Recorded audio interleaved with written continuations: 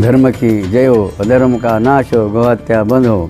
या विश्वातील अर्थात जगातील सर्व हिंदू बांधवांना एक आव्हान करावंसं वाटतं की आपली जर पूर्वीचे जे राजे होऊन गेले त्यांनी खास गायरानं गायींच्या सेवेसाठी कंपल्सरी त्या ठिकाणी निर्माण केलेले आहेत. आज सुद्धा की आमच्या अनेक या महाराष्ट्रातील साधू संत या गोमातेबद्दल अनेक प्रकारे प्रबोधन करीत आहेत. ओम जगद्गुरु ज्ञानसंन्यास निष्काम करुंगी मुनगे महाराज यांनी तर खास त्यासाठी गोपालन ट्रस्ट अरे गोपालन संस्था सुद्धा निर्माण केली आहे. अशा प्रकारे आपल्या गोसन्मान या माध्यमातून जे अभियान आज या भारतामध्ये सुरू झाले ते खरोखर वाखाणणीय आहेत. म्हणून आपण जे संत या गोसन्मान या माध्यमातून सहभागी होऊन गायचा महत्त्व सांगत आहेत आणि सरकारला सुद्धा निवेदन देणार आहेत. तर त्यासाठी आपण सर्वांनी सुद्धा या अभियानामध्ये सहभागी होऊन सरकारला आपण या ठिकाणी विनंती करायची आहे. आणि सर्व भारतीयांना नवे विश्वासातील जे आपले हिंदू आहेत त्या हिंदू बांधवांना आणि भगिनींना बाबांची विनंती आहे की आपण सर्वांनी 27 एप्रिल रोजी भारत सरकारला निवेदन देण्यासाठी आपापल्या भागातील